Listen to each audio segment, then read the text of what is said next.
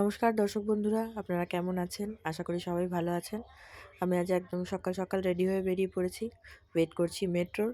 Metro আসলে যাব আজকে গিরিশ পার্ক। গিরিশ পার্কে আমাদের ইনস্টিটিউটের যে অফিস, সেই অফিসে যাব।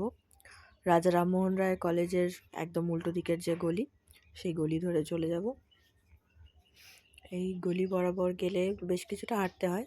ফার্স্ট কি সেকেন্ড গলি, এখানে এসে হলো গিরিশ ভবন। 8 নম্বর গিরিশ ভবনে আমাদের অফিসে এসেছি।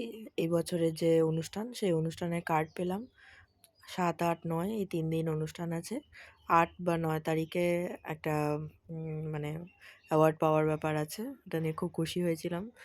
তারপরে এলাম বইয়ের মার্কেটে, কলেজ স্ট্রিট, মানে পঞ্জিকা কালেক্ট করলাম।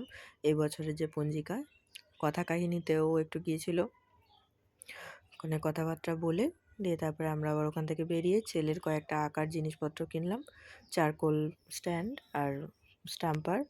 তারপরে এলাম আরেকটা মার্কেটে, এটা অ্যাকচুয়ালি বেড কাভার, চাদর, মশারি এইসবের মার্কেট, কিন্তু এখানে আমরা এসেছি একটা পর্দা কিনতে। আমাদের ভিডিওর ব্যাকগ্রাউন্ডের সাথে কম্বিনেশন করে আর একটা কালারের পর্দা নেব, সেই জন্য এসেছি। এই দোকানটা বেশ ভালো। বয়স্ক ভদ্রলোক খুব সুন্দরভাবে গাইডও করেন এবং কোনো অধৈর্য হন না, খুব সুন্দর করে টাইম দিয়ে জিনিসগুলো কেনাকাটা করি। আমরা 7-8 রকমের পর্দা দেখে তারপরে এই কালারটা চুজ করি। এই কালারটাও বাড়ির জন্য নেব ভেবেছিলাম, কিন্তু পরে ওটা নিইনি। এই হলুদ রঙের পর্দাগুলোই নিলাম ফাইনালি। খুবই সুন্দর ফ্যাব্রিকটা, খুব ভালোও লাগলো। তারপরে বেশ খানিকটা হাঁটাহাঁটি করে এমজি রোডের যাবতীয় দোকান দেখতে দেখতে তারপরে পৌঁছালাম গোবিন্দ ভবন বলে একটি জায়গা দিয়ে। তারপর সেখান থেকে গেলাম রুদ্রাক্ষটা, আমার ছিঁড়ে গেছিলো রুদ্রাক্ষের মালাটা, সেইটা সারাতে দিলাম এনার কাছে। ইনি রুদ্রাক্ষের মালাটা সারিয়ে তারপরে আমরা বাড়ি আসার পালা। তার আগে দেখলাম খুব সুন্দর একটা সরস্বতী, এটি কামধেনুর একটি মূর্তি, অনেক রকমের মালা ঠাকুর ছিল।